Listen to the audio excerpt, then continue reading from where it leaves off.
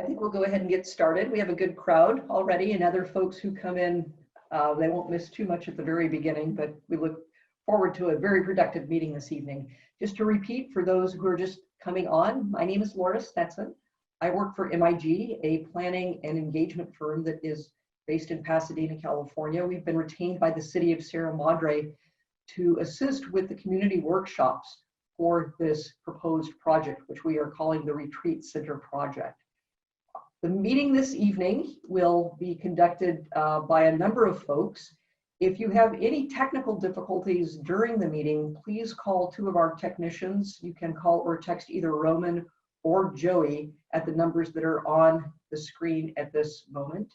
And we also wanted to note that the workshop is being recorded. That will allow people to view the workshop who were not able to attend this evening or who were not able to attend the in-person series of workshops that we had yesterday afternoon. With that, I'm going to go ahead and get into the meat of the presentation. Tonight, we are going to talk about the Retreat Center project. I'll first give you a little bit of background on the purpose of the workshop and some meeting logistics for those of you who have not had the chance to have a Zoom or similar workshop during this period of staying at home. I'll be followed by your city manager, Gabe England, who will tell you a little bit about a history of the project site and the proposal that's before you this evening. He will be followed by Cam Thornton, who represents Madre, Dolorosa, and Cam will talk about why this proposal is before the community at this time. He will be followed shortly by Jonathan Frankel, who is from New Urban West, and they are the proposed developer of the site, which many people refer to as the Meadow at this point in time. The details of the project will be presented by Vincent Gonzalez, the city's Director of Planning and Community Preservation. He'll highlight the proposed, not just the residential subdivision that's the project, but the public park and all of the entitlements that the application will be looking to obtain from the Planning Commission and City Council. The presentation lasts about 20 minutes, so we'll ask that you hold your questions during that time and let us get through the presentation. Keep a piece of paper in front of you to take notes because I know it's hard to remember everything that you'll hear. But we want to close the meeting with a long period of questions and comments, and you'll have the opportunity to ask anything that you like from any member of the presentation panel who's here this evening. The overall objectives are to present this project to the community so you understand what is currently before the community and the process that it will take before it gets before your city council. We want to answer your questions, hear your ideas about improvements to the park that is proposed or whether or not there should be a park. That's also something that's open for discussion. We want to understand and listen about any concerns that people might have, and that might be associated not just with the project once it's built and operational, but during the approximate 2-3 year construction phase. So we want to make sure that we cover both the construction phase as well as the operational phase.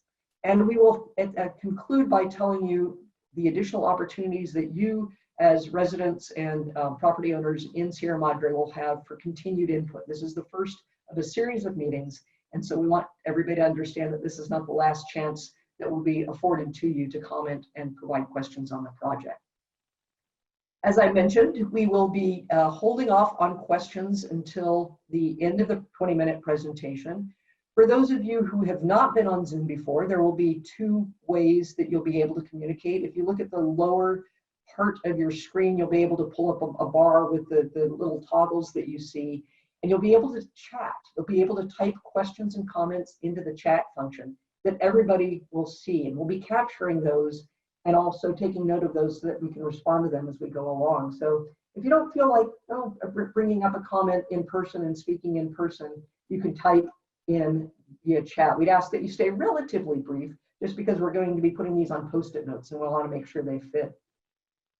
If you're feeling like you want to raise your voice, literally, you can raise your hand. And so you click on the little button that says Manage Participants, and you'll see that you'll be able to raise your hand. And we will be recognizing people trying to do it in the order that they come in. And we want to make sure that we get through a round of people the first time before responding to people who might have follow-up questions or additional questions throughout, but we will be managing that.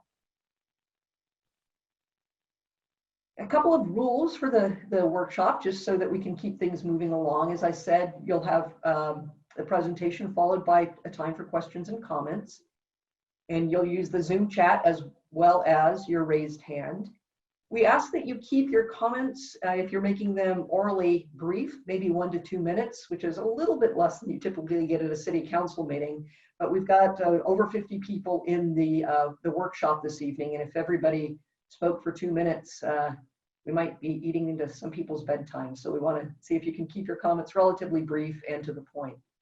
We recognize that there will be a lot of comments and opinions made this evening, and we want people to understand that there are no right or wrong answers, and these are all just opinions, and we ask that you be respectful of each other as we move through the evening.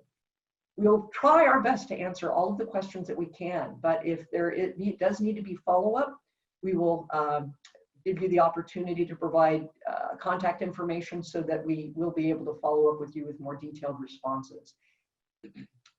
And then lastly, as I mentioned, this is a multi-month process. This is not the one and only time you'll have to weigh in. Vincent Gonzalez will share with you meetings that are already planned to get additional input from the public on this very important community-focused project. With that, I'm going to turn the meeting over to your city manager, Gabe England, to give you a hearty welcome and a little bit of information about the project. And I'm going to go off screen here, and I will manage the progression of the PowerPoint as I do that. Gabe? Thank you, Laura. Laura forced me to put this headshot on the PowerPoint tonight. I don't see the resemblance, so I apologize for such a big face on the screen.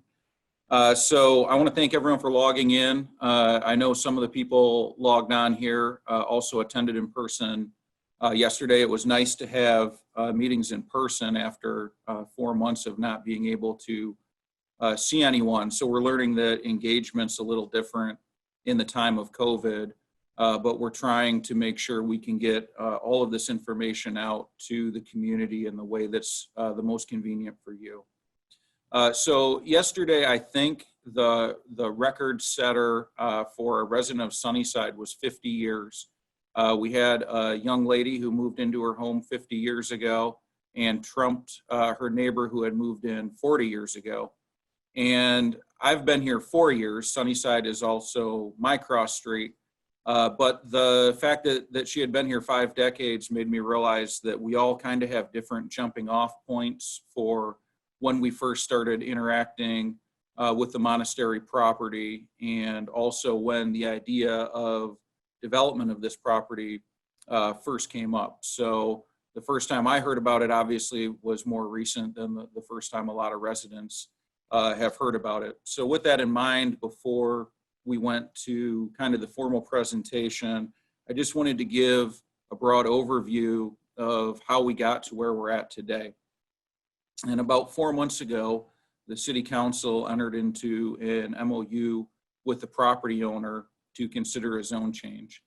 And it's important for people to understand that the MOU guarantees a process, it guarantees dates on a calendar, but it doesn't guarantee an outcome. So the MOU does not rezone the property, it does not make a change to our general plan. And it also, importantly, it does not exempt the developer from any requirements. So we're going to talk a lot, there's going to be a lot of acronyms tonight. We're going to talk a lot about what an EIR is and what CEQA is. But essentially, the MOU doesn't exempt the developer from having to prove that the project works and that it doesn't have negative impacts on the community or the neighborhood. The MOU also outlines concessions to the city. So the kind of the 2 biggest ones that people like to talk about is the donation and development of what we're calling a turnkey park. In the development parcel that you see on the screen now, that's 20 acres. The property owner has agreed to donate 3 to 3.5 acres on the southeast corner to develop a turnkey park and not only pay for the development, but pay for the maintenance of that park in perpetuity. Also making select improvements to Bailey Canyon Park. And the second big concession that people talk about is what you see as a hillside parcel, the 45 acres. The property owner has also agreed to donate that to the city for the city to use as it sees in the best interest of the residents. So there's other items in the MOU guaranteeing the product will be net zero, so it doesn't increase water usage, solar, water retention, but we'll let Vincent get into that.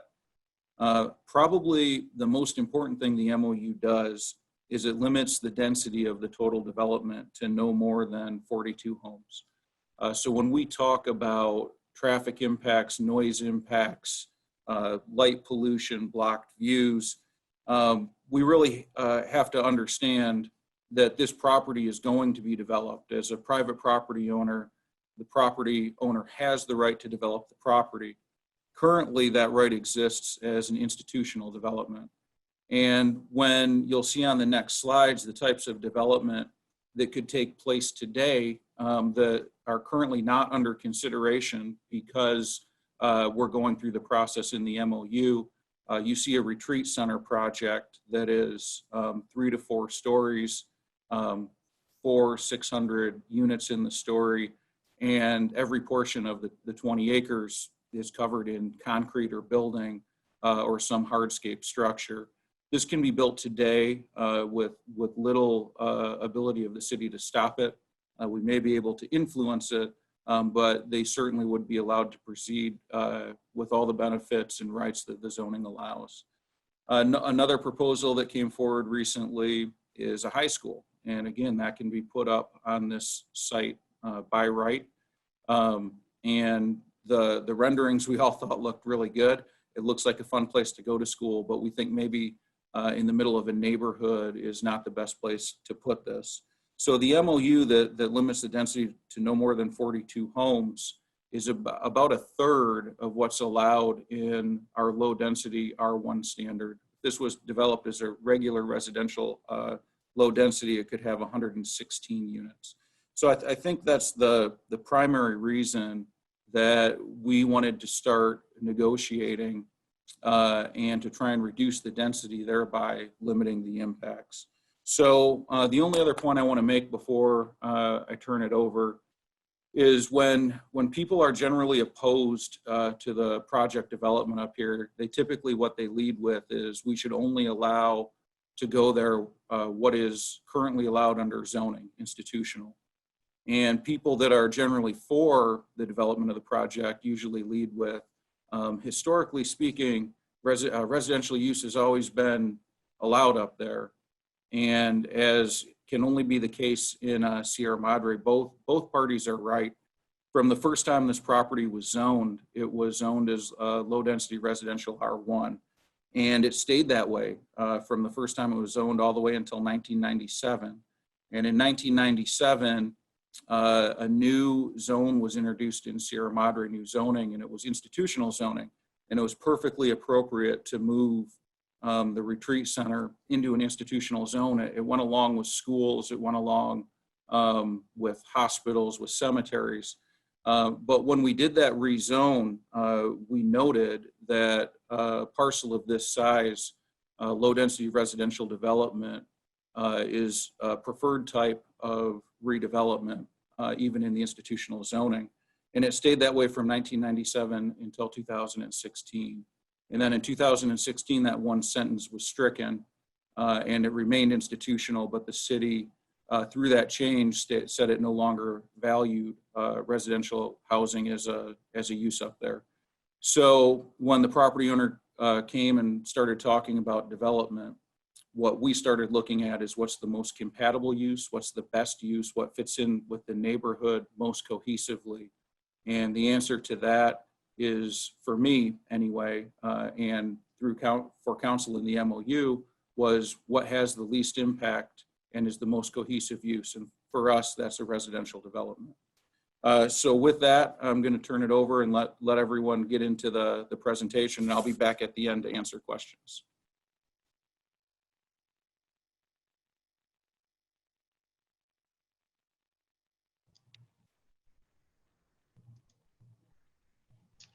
Thank you, Gabe, and thanks to all of you for joining us tonight. for this Zoom community meeting and workshop. My name is Cameron Thornton, and I appreciate your interest and commitment to getting more information about our project. I have the honor of chairing the Development Task Force at Madre, Dolorosa, and I've been involved in helping seek a buyer for the 20-acre development parcel of our property since 2007.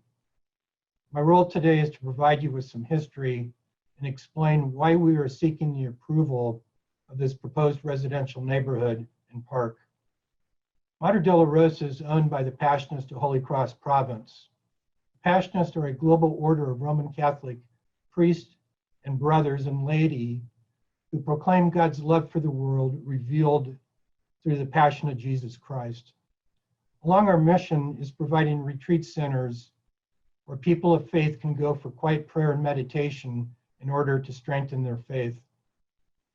To further this mission in Southern California, province purchased the 88-acre Madre Dolorosa property in 1924 and started hosting retreats here in Sierra Madre in 1926. Roughly a quarter of the site is dedicated to those retreats, with the retreat center building, our chapel, the outdoor meditation areas and stations of the cross, and parking. About half the site is the steep land above the retreat center, which we're proposing to get dedicated to the city as open space upon approval of the development project. The remaining 20-acre development parcel was designated in 2007 by the province as land to be sold in order to fund ongoing mission work and care of our senior priests and brothers. In addition to 4 retreat centers in the USA, our mission work includes parish ministry and a significant elementary and secondary education program in the inner city of Birmingham, Alabama, along with multiple Hispanic ministries and an international work in Haiti, to name but a few. In order to ensure this important work can continue, we spent the last 13 years working hard to find a development partner that shares our values and commitment to a high quality development that is consistent with the mission of the retreat center, provides public benefits, minimizes impacts to neighbors, and fits in with the character of the existing community. Initially, we looked at all the different types of uses and buyers we could envision for the property. The parameters of our search included whether the use would be compatible with the quiet, meditative nature of religious retreats, whether it seemed likely the use could be approved, which caused us to look at various institutional uses and gave us shared a few of those, and whether it would be compatible with our neighbors, and of course, whether the sale would yield the funds the province needs for its ongoing ministry work and care of its senior vowed members. We received several inquiries from potential institutional buyers, including private schools and residential care facilities. These had the advantage of being easier to get approved, but they were intense uses that would generate levels of traffic and noise that we felt were not appropriate for us or for our neighbors. Ultimately, we determined that a low-density residential neighborhood is the only use that checked all the boxes of our search. When we connected initially with New Urban West in 2015, we were excited that they were attuned to our concerns about protecting not only the retreat experience, but also being sensitive to our neighbors. Before I turn this over to Jonathan with New Urban West, I want to reiterate a promise I've made each time I've had an opportunity to speak to the public. First, I will listen and I'll answer honestly. So please feel free to call me on my cell. My cell number is 818-281-2360. Or you can email me at property@madredolorosa.org. And those are on the screen at this point. I'd also like to point out that we have on our Madre Dolorosa website the history of this project. It goes back to 2007 to where we're at today. We have a list of FAQs and other information that you might find of importance as you gather your information to try to understand what it is we're proposing. So I thank you very much. And at this point, I'd like to turn it over to Jonathan with New Urban West. Jonathan?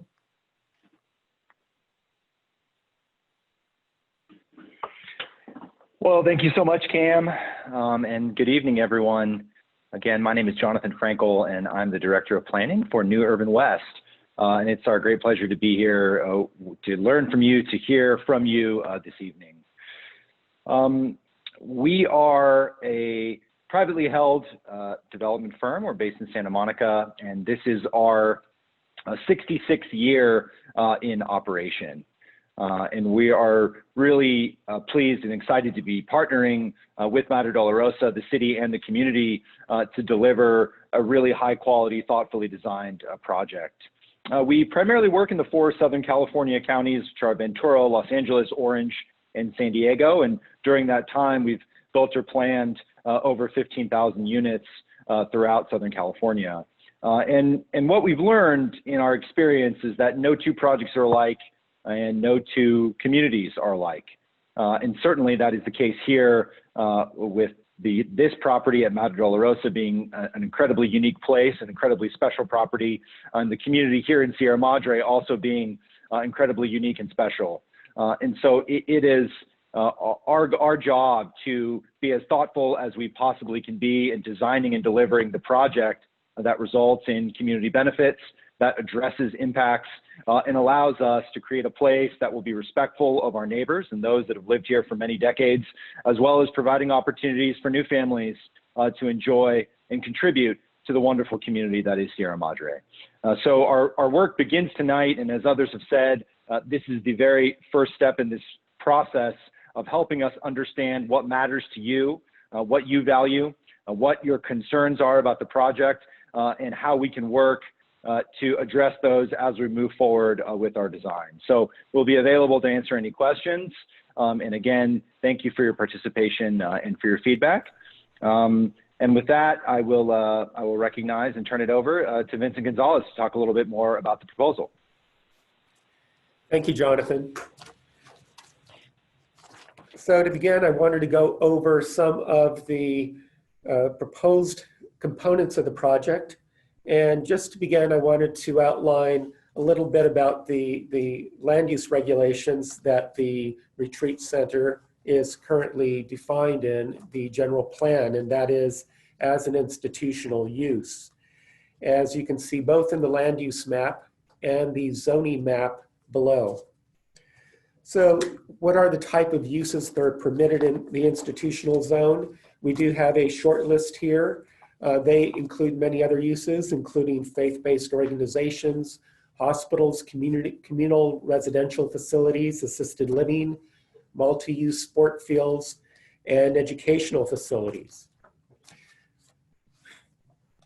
We can go to the next slide. Thank you.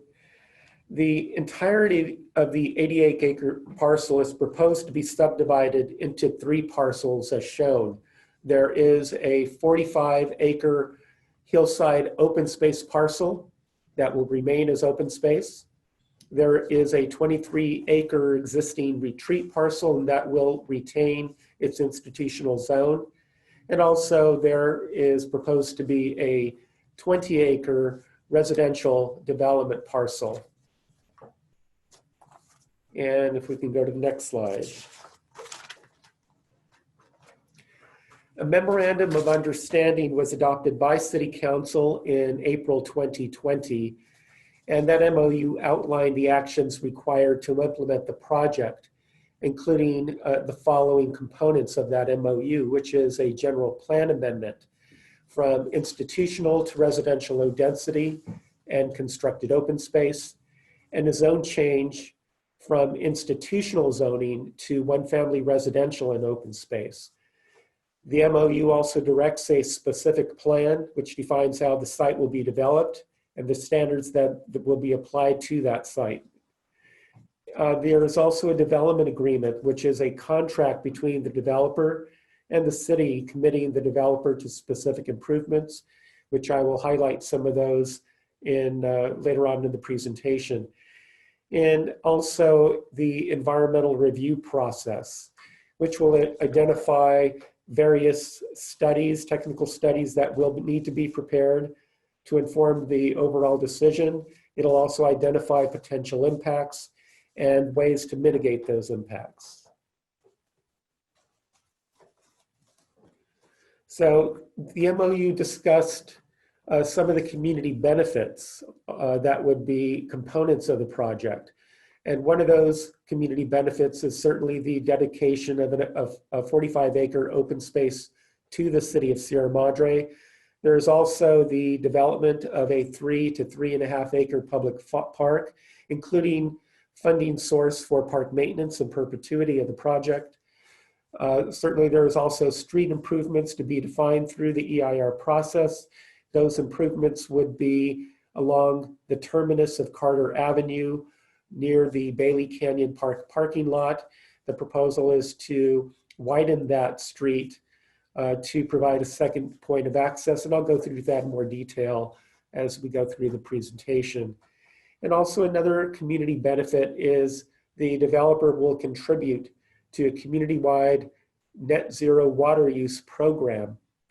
And we'll discuss that in further detail as well. So this is a conceptual site plan of the proposed parcel as a residential use, and it is depicting 45 home sites, 1- and 2-story homes. And those homes will range from 2,600 to 3,800 square feet.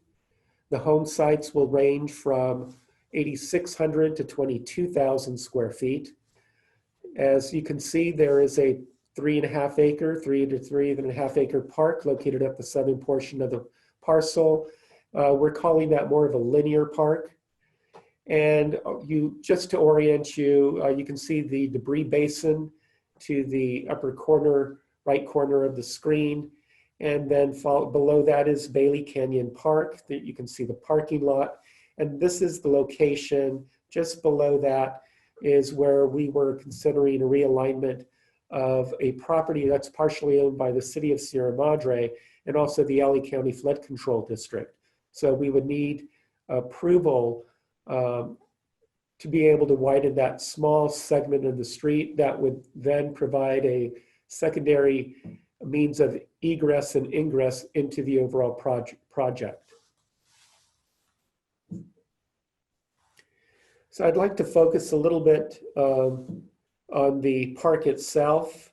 We have a cross section that shows the small portion of the park down below, and then you will see a gradual inclination of the topography up to 3 rows of homes and streets. And of particular note, these homes are not double loaded streets. So you have a house on one side, a street, a naturalized slope area, and then another property, a street, another naturalized slope property up to the final home site.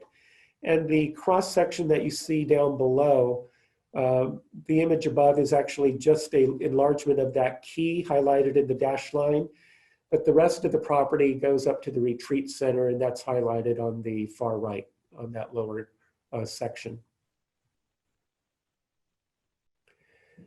This is a conceptual image of a site plan for a linear park, and this is purely an example, and it's showing a small parking lot, restroom facility. Number 3, the area number 3 is the a picnic ground area.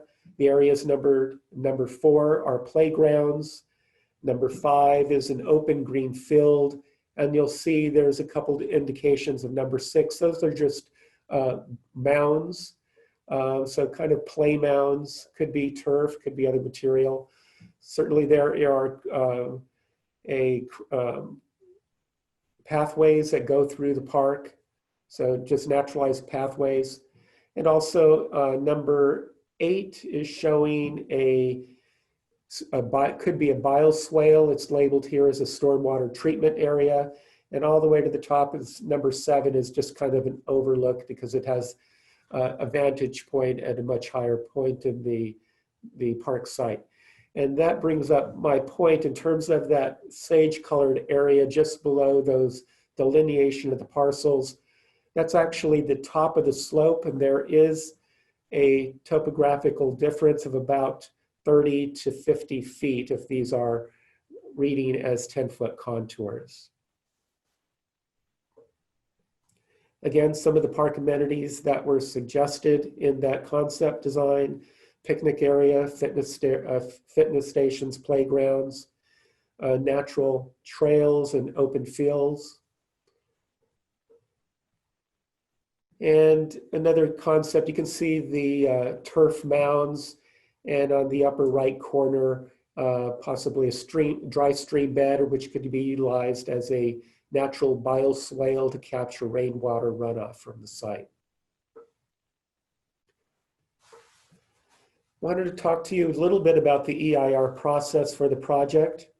We are currently conducting our first round of workshops. And basically, when we host another workshop, we're trying to provide the feedback that we gained tonight to inform a discussion of our specific plan proposal and be able to share some information about those concepts that we derive from these workshops.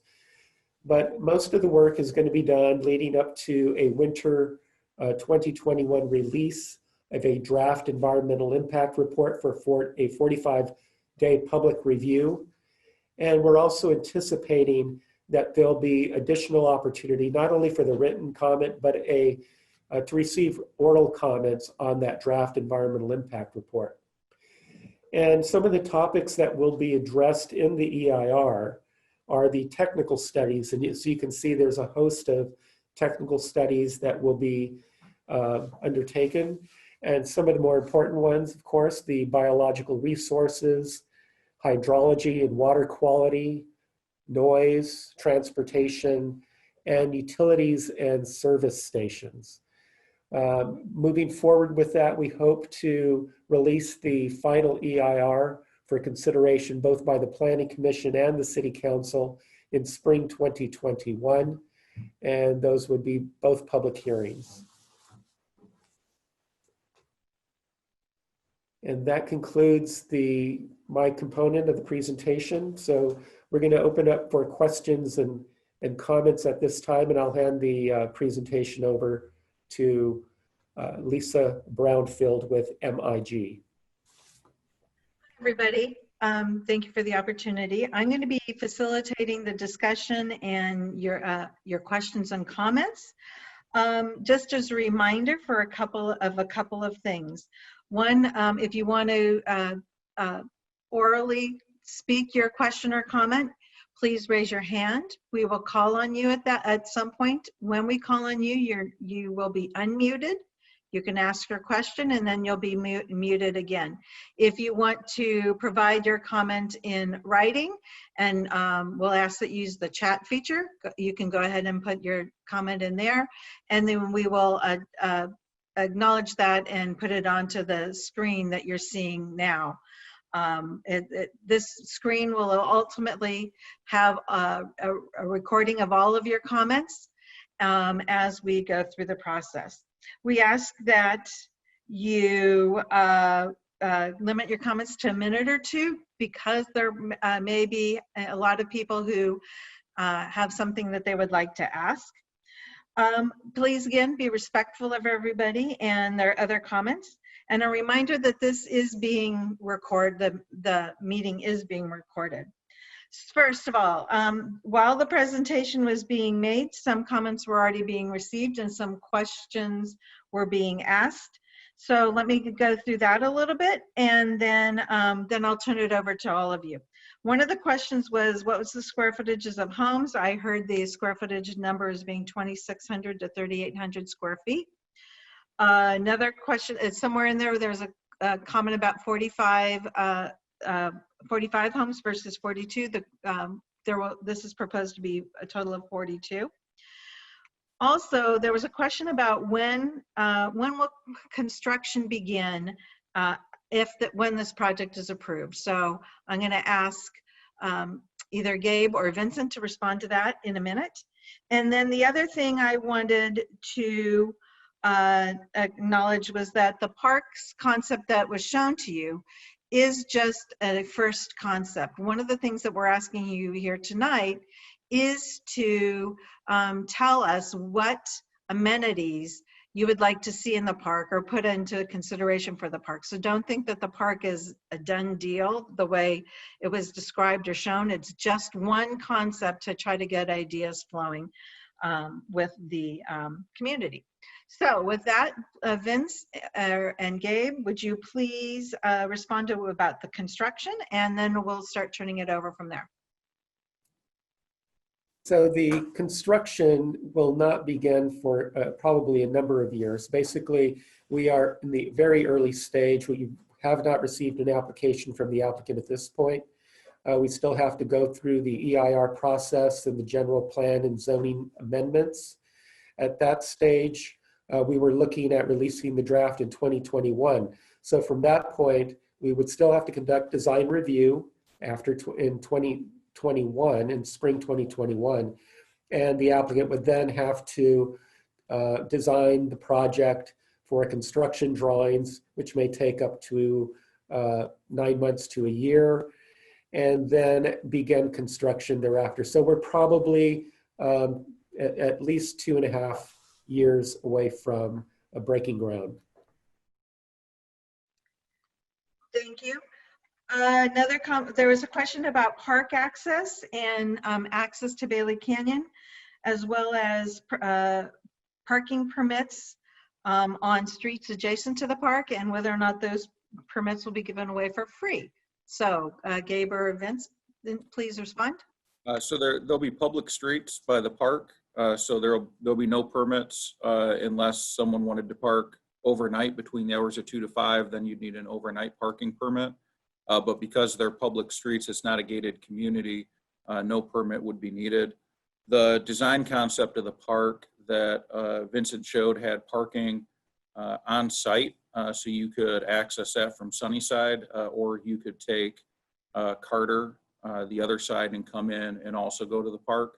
The concept, again, it is exactly at a concept. So the parking right now where it's located at may eventually be located in another spot or split. But again, the idea is to have on-site parking and public access to all streets and access to that neighborhood from multiple streets as well. Okay, thank you. A couple of other comments that have gone by while you're responding. Why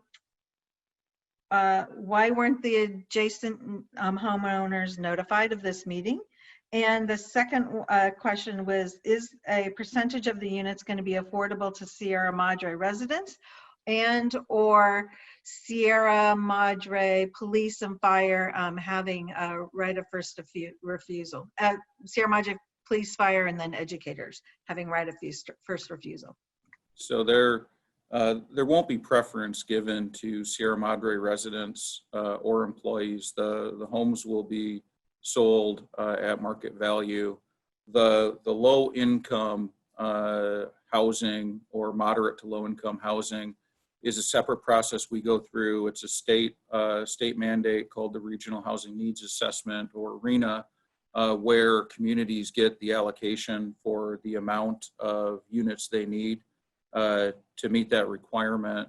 We're currently in compliance with that, but we are looking at expanding the available sites for our next housing element update, and that'll probably be in front of council October-ish of this year. I don't think we have a final date scheduled, but when we talk about regional housing needs assessment, specifically for low, moderate, or very low, those are planned for other areas of the city.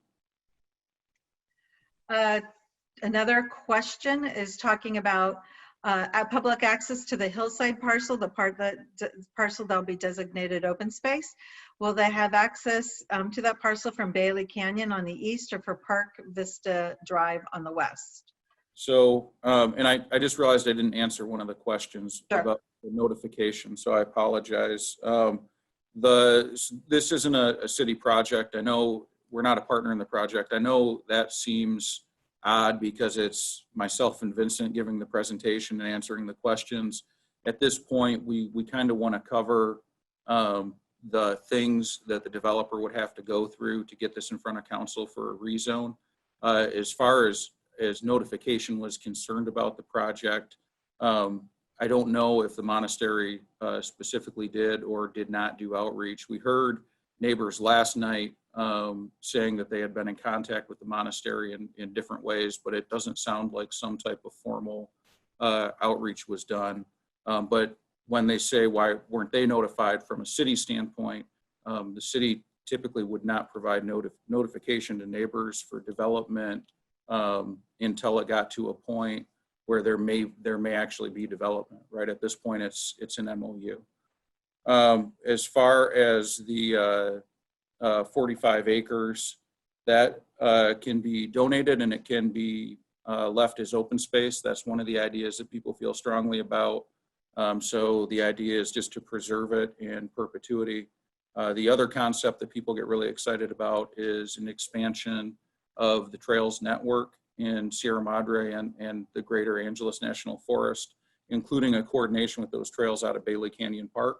So that's the long answer. The short answer is it has yet to be determined, but what we hope to do through this meeting and future meetings is finalize that idea and really see what it is that the community wants. And if the community wants us to expand a trail network up there with access through Bailey Canyon, that's very doable, and it's something that we've discussed. I see a hand raised. Andy, oh boy, I'm in trouble with names already. Ben Andy, Cosme. pardon me? Ben Cosme. Ben Cosme, thank you very much. Andy Ben Cosme, we will unmute you and you may ask your question.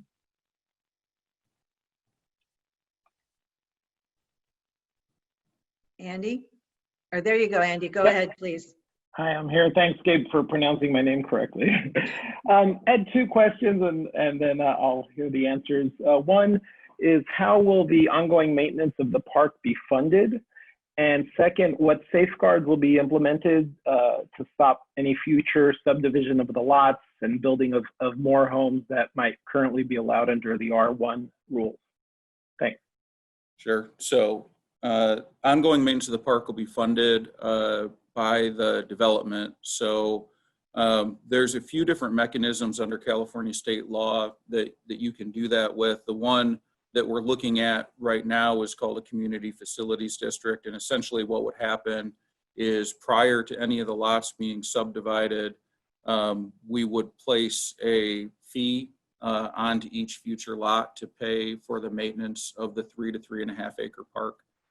So the homeowners that purchase it would actually pay for all of the maintenance and upkeep in perpetuity. The second question is, it's an interesting legal question that we've discussed quite a bit. So the deputy city attorney, who is not on the line, may force me to put out a retraction on this. But as I understand it now, the MOU limiting it to 42 homes, what we have to do next, if it gets to this point, is negotiate a development agreement that all parties agree to. And in that development agreement, it would be a provision to not split lots further. All right, thank you. There's a comment, not a question, but there's a comment that's saying, given the Passionist mission and given that this is a market rate housing, there's a question about moral dedication to the less fortunate, and it's just a comment, so that will be noted on the mural chat. Is there? So do we want to allow the monastery a chance to respond to that, or just have it read into the record? Cam, if you feel like you'd like to respond to it, you may.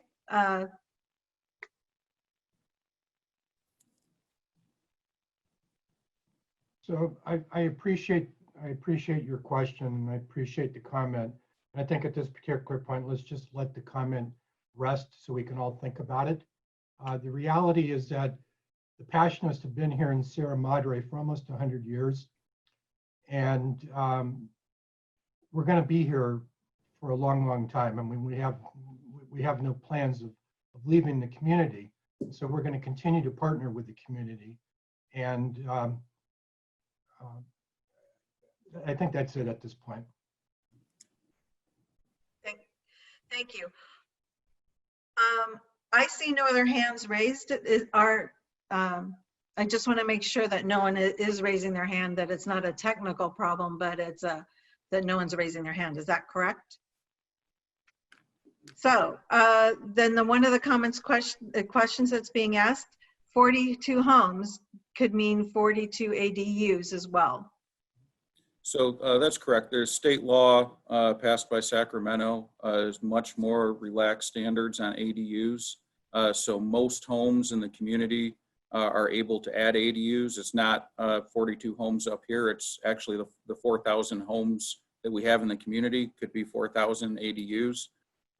Similarly, if it was rezoned R1, 117 homes could be 117 ADUs. If it's allowed to go as institutional, you're talking about a density of 500 to 600 units. So again, what we want to talk about is the density and the impacts, and our goal is to limit the density as much as is possible, which is why we were able to negotiate it down to 42 units, which is about a third of what would be allowed under an R1 standard of a similar development size. Next question is asking about how many people would live in a 3,800 square foot house? I'm really not sure how to answer that. I mean, as many were in the family, I suppose. The person's asking how they don't see how to raise their hand, but they would like to. So in order to raise your hand, if you kind of scroll onto the Zoom, I'm looking for mine now too. If you scroll down and look under the participants in the chat, I'm sorry, I'm not seeing on the ability to raise my hand. So I'm going to ask if Laura or somebody else could acknowledge that. I'll appreciate that. In the meantime, David Gordon would like to ask a question, so I'm going to ask him to be unmuted and then have a person coming on to help me with identification of how you raise your hand. Okay, I'm unmuted, I presume. You are unmuted. Please go ahead.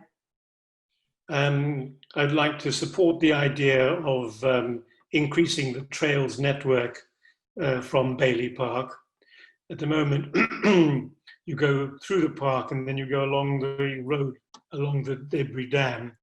I'm not sure the position of the hillside helps in making Bailey Park itself a staging point for a number of different hikes. You'd have to go up to the beginning of the trail into Bailey in order to branch off into Hillside Park.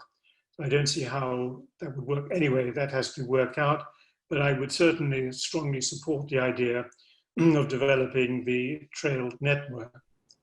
I have a question for Jonathan Frankel.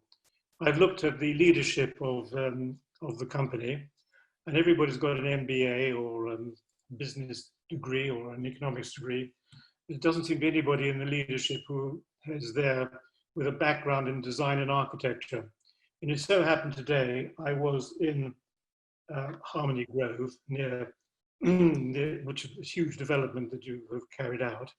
And I could see there are various trails, and an attempt is made to give it a sort of urban feel. But the quality of the architecture for the individual houses is absolutely lamentable. It's another example of beige modern, where you have a number of different cookie cutter houses from a book, and they're all slightly different from each other, but they all have a terrible sameness about them.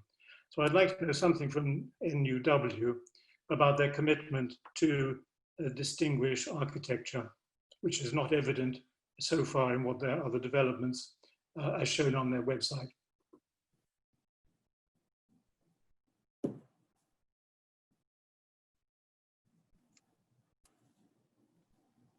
Sorry.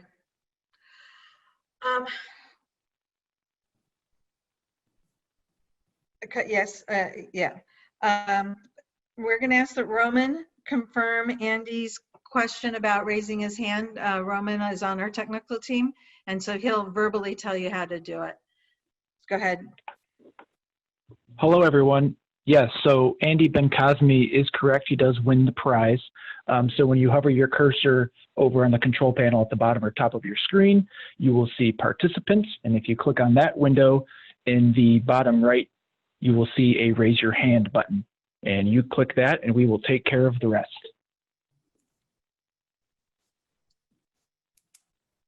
All right. There have been a couple of comments that they would rather just see plain open space rather without any sort of playgrounds or actually a formal park. So Lisa, I'll address the park questions. Sure. We want Jonathan to address David's question, and if not, I can try and respond. Yes, please. So I'm not going to speak for New Urban West's design style in other cities. But to David's point and to the larger point that we're trying to make here is this is the community's opportunity to make the development the best that we can. And if New Urban West is not responsive to the feedback that they receive from the community, I think it's unlikely that the Planning Commission or the City Council would approve the project. So when we talk about what we're trying to do and how we're trying to collaborate with the community and give feedback, New Urban West has said, and the monastery has said, that they will take that very seriously. So we hope to see the feedback in the comments when we have the second meeting that will show some more of the design, address these questions. With that, I guess I'll move on to the park question. If anyone wants to add on to that later. Gabe, that's okay. Gabe, yeah, if I could also respond to that question. I appreciate that, David. And so the answer to the question is yes. There are a number of members of our teams on our team with architecture backgrounds. One of our principals studied at USC as well as Harvard, studied architecture and design. As I mentioned in my opening comments, no two projects are the same. So we know that Sierra Madre is unique, has very high architectural standards, and we look forward to meeting those standards and delivering a really wonderful project here. Thank you, Jonathan. So on the park comments that we're seeing, it's interesting because the park comments tend to fall into three categories, and we've seen two of them, and this is now our fourth meeting. And so kind of the largest group, when they talk about parks, say, we want to develop park and we want amenities, we want a community asset. And that's kind of the largest group that I hear from. And then there's a smaller group, but it's still a good number of people who say, we want the idea of open space kind of woven throughout the development. So we don't want 3 acres collected in one spot and developed, but instead make open space the 3 acres in the total 20-acre development. And then there's a third group that's the smallest that we haven't heard from yet, who say we don't want a park or open space. What we want is because it'll have too much of an impact on the neighborhood with traffic, what we want instead is make the lots larger but don't add more homes. Because typically if you take out the 3 acres, you could put more homes in. So they're saying, take out the 3 acres. We don't want the amenity because it'll be too much of an impact on the traffic, but don't add more homes. So just make the lots bigger. So I'm acknowledging those ideas and they are legitimate. And as we go through this process, if that's what the community decides, I don't think there would be an issue there. I saw an earlier design from several years back that actually incorporated 1.5 acres to 2 acres of open space woven throughout the development. So it can be done and it's not uncommon.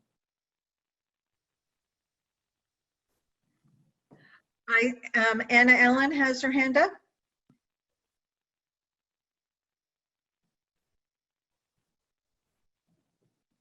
Roman, are you able to unmute Anna Allen? Hello. Oh, there you are. Thank you, Anna. Please ask your question or make your comment. I have a question about the net zero water use. With 40 more homes going in, how is that even possible?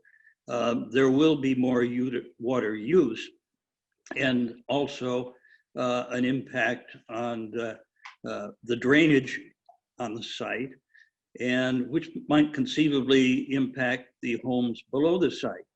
I would like someone to speak as to the water consumption and how that will be managed.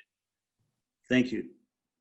So first of all, on the drainage, the entire 20-acre site will have to be developed under what's known as low impact development standards. They're required to retain, either through retention or detention, the rainwater that hits the property. There's a number of ways you can do that with bioswales, or probably you'll build it under the park here, or pervious pavement. But the idea is that the rain that hits that property will be captured on the property and not allowed to leave it and recharged into the aquifer. New homes are surprisingly more water efficient than older homes. So when you talk about where we're at with our water situation right now, I know we were coming out of a moratorium, so it's hard for people to believe that we've improved our water situation as dramatically as we have. But right now we have about 200% of the water we need on an annual basis, and we have that reliably and in perpetuity. New homes use about 1/2 of an acre foot per year. So when you talk about net zero water, there's 2 ways to do it. The one that's the easiest math is you say, for a home of this size built in this year, we know that you're going to use this range of water, and we make them pay for the amount of water they're going to use for a minimum of 20 years, but sometimes up to the lifetime of the home. And we simply purchase that water for import, which is a great deal because water, though very expensive in 2020, is going to be more expensive in 2040. We take that water and we put it into the ground, and then for the life of that home, they're drawing out the water of the basin that they put in. The other way that is kind of less easy to understand, the math is a little bit harder, but it seems more popular in California, is you make the developer pay into a fund, again, based on how much water they're going to use over the life of their home. And the city takes that fund and retrofits older properties that are much more water porous, that use much more water annually, through low flush toilets, low flow water heads, changing out of landscaping. We used to do smart meters, but everyone in town now has a smart meter installed. So we haven't decided which way we want to go, the supply side or the demand side. But in talking with some people last night, I think I've been convinced that from a first pass, we probably want to go the supply side and make them purchase up front every drop of water they're going to use for the lifetime of the home. Next question is, what's the estimated price points for these homes? I have no idea on that. Jonathan's coming to answer. Yeah, that's it hasn't been determined at this time, so that remains TBD at this very moment. Nancy Walsh has her hand up.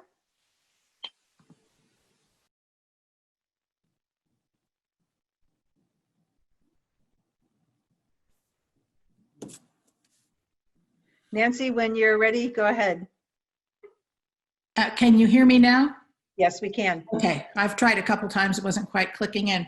Okay, I don't know if this is the appropriate time to bring this up. I've had a concern about these projects for years, and that is that I've lived here for 46 years, and I've lived on Grove Street, and my concern is this east egress from the development. And my concern is the amount of traffic coming out of the development and using Grove as the major egress street as opposed to using Lima. And I would like to see the Grove blocked through automobile traffic and have traffic diverted out over to Lima. Grove is a very narrow street, and people rather come tearing around Carter as it is now and roar down Grove Street. So it's a little dangerous, but I'd like to see if it were blocked off, if it could have a gate that hikers and people with baby strollers and so on could get through and have access walking, but vehicles coming out of that eastern side really, really makes me edgy. So I want to make sure that I get the point in. And I thought you said you were going to talk about this later as opposed to now. I just wanted to put the point out there for now.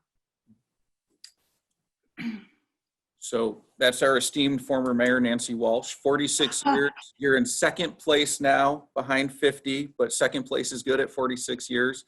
Vincent, I don't know if you want to try and answer that now, or if that's something that will come in the traffic study. So that would be analyzed in the traffic study for the project, and it could be determined, yes, that you want to divert most of that traffic to Lima Street because it's more of a major collector for that north-south route and is much wider than Grove Street. So I would imagine that the revelation from the traffic study would include that and provide some mitigation to ensure that Grove Street is not overly impacted.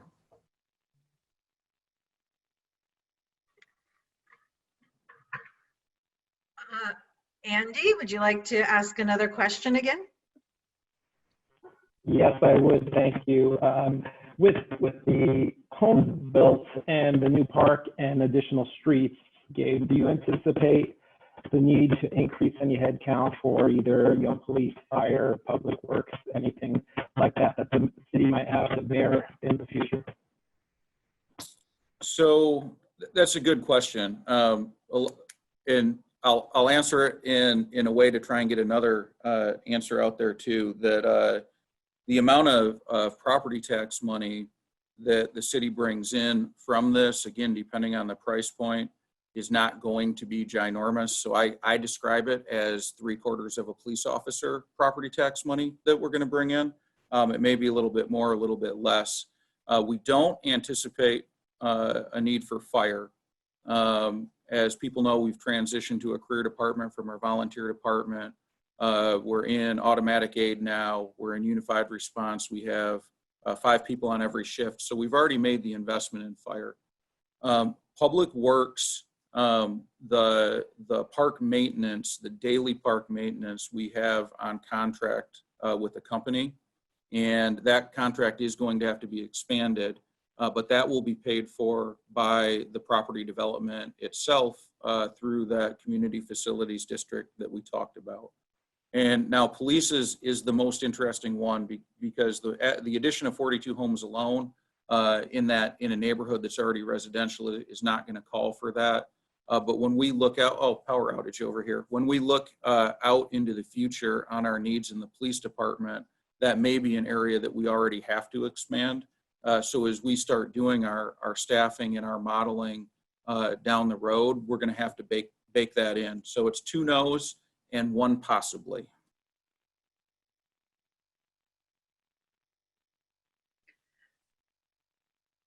I am seeing no additional hands being raised. Is that correct? Oh, Gary Hood just raised his hand. Gary?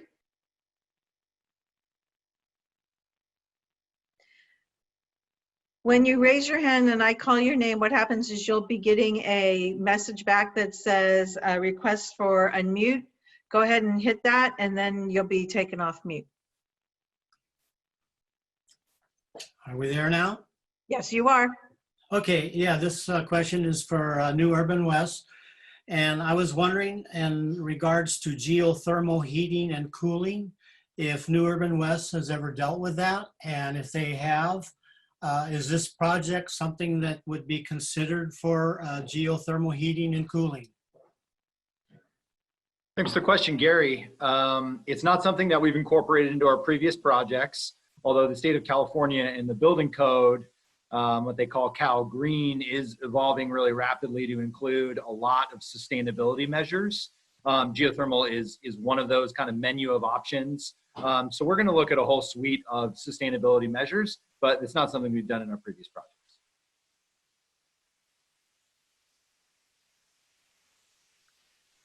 Are there any other people who would like to ask a question orally or submit anything on the chat?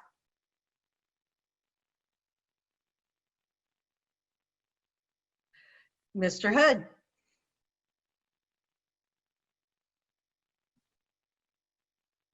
Here we go.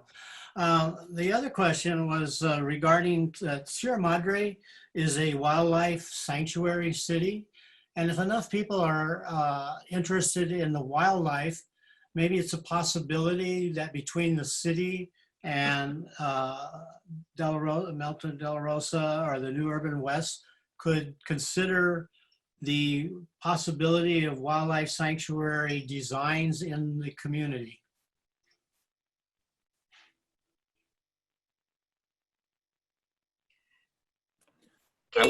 I was waiting for Jonathan to jump right in on that. Gary asked the best questions. He asked 5 questions or 6 questions total now, and 4 of them we've never heard before. So kudos to Gary.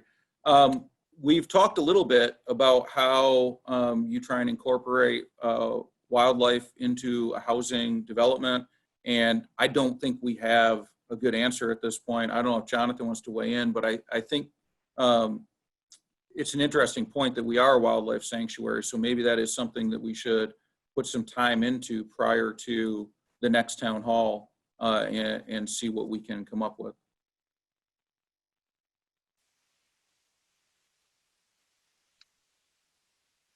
Jonathan, do you care to say anything? I Sure. see you're Yeah. unmuted. It's a good question, Gary. And I think I just wanted to add that we have a really great team of professional biologists that we work with who allow us to really understand and analyze the existing condition, existing wildlife, any corridors that may exist. And so we're going to rely on their expertise to tell us how we minimize impacts to the greatest extent feasible impacts to wildlife. We have a comment that says, similar to the Grove versus Lima question, is there any possibility of Michelinda versus Sunnyside? So I believe as the natural progression of movement to get into a development site, just in terms of traffic patterns, I would assume that some people would travel northbound on Michelinda Avenue to Fairview, cut across Fairview to Sunnyside. I don't see opportunities to go directly from the site from Michelinda as a direct route. The area surrounding the area next to the retreat center is largely developed with residential homes, so I don't see that opportunity. Next question is about gated community. Go ahead. No, it will not be a gated community. Public streets, public park.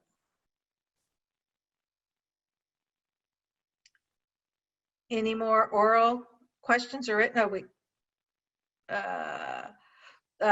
There's a comment that they're hoping that an extensive survey on the impact of Sunnyside will be conducted.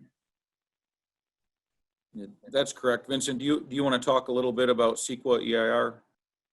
Yeah, so as I pointed out, one of the technical studies that's going to be required would be the impact of traffic, noise impacts as well on the surrounding neighborhoods that would lead to the development site. So that will be included in the environmental impact report.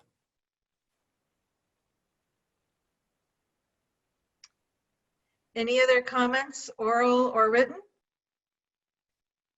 Any other questions? Seeing none, I think this meeting is ready to be adjourned. As I'm giving the kind of a wrap up, if somebody else wants to slide something in, that's fine.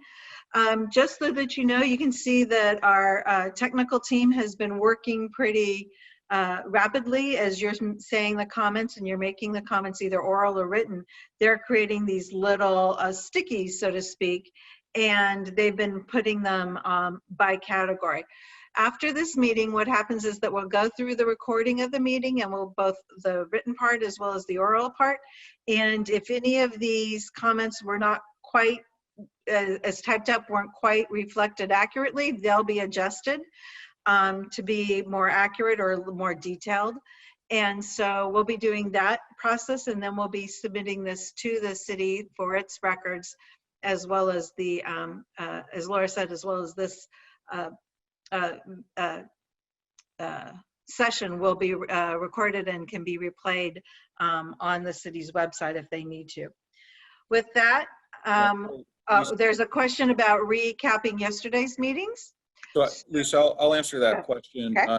Then if I could give a closing before we sign Please off. do. So the meeting today and the 3 meetings we held yesterday were fairly similar. We covered a lot of the same topics. There's a lot of overlapping interests. We are going to take all of the questions and answers from the 3 meetings yesterday, as well as the questions and the answers tonight, and we're going to put them all up on our website under our FAQ. We have a dynamic FAQ that we update as questions come in. It's at cityofsierramadre.com/monastery. And we'll also be pushing the FAQ out in the community in other ways so people don't have to maybe work to find it. But rest assured, most of the questions tonight we heard yesterday, so it's good that the community has the same interests, and we're able to answer a lot of the same questions. So in my closings yesterday, and I want to say it again today, this is the community's opportunity to give feedback and try and make this development as good as we possibly can. With the idea in mind that the property owner has made the decision that they are going to monetize and develop this property. I've not talked with anyone, myself included, anyone from the monastery, anyone in Sierra Madre who's excited to develop the 20 acres. People would like to keep it open as the meadows. But the property owner has made it clear that a development is going to take place. So what we talk about, what we see tonight, may or may not be the answer. We may decide as a community this is not the development we want, but this isn't a question of will development happen. It's when will development happen and how will that happen. So what we look at is impacts to the neighborhood. How do we reduce density? How do we limit the impacts to the maximum extent practical? And that's why you're seeing the 42 home plan presented in this way. But make sure that your engagement doesn't end tonight. So don't think that because we've had a very formal meeting that it's done. Please contact us or the monastery and ask questions and make us continue to answer questions and give your feedback to the developers until you're satisfied with what you see to the extent that you can be. So we hope that this is continued community engagement, and in Sierra Madre that actually happens even during a pandemic. I hear from a lot of people on this topic all the time. So please keep commenting questions and we will do our best to get the answers out to you. There was just one more question about, somebody was going to say, there was one more question that was being asked, how many do we think people participated overall? They actually asked, I think, residents. We don't know if they're residents or business owners or just interested all around, but we think there's probably about 80, more or less, between all 4 of the meetings. And then there's a question about how can they give feedback to the developers. I would assume Mr. Gordon is asking this, I would assume that needs to go through the city. Is that correct? So please contact, I would assume Vincent Gonzalez would be your point of contact, correct? You guys can contact me too. Yeah. So just contact the city. We'll make sure to get the feedback to the developers.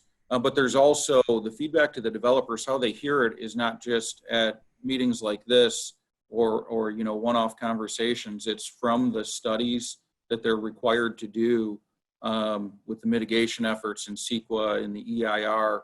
That's also how they get feedback. So they are going to be consistently getting feedback from multiple channels. But for specific feedback, please contact me or Vincent, and we'll make sure that it goes to the appropriate place at New Urban West.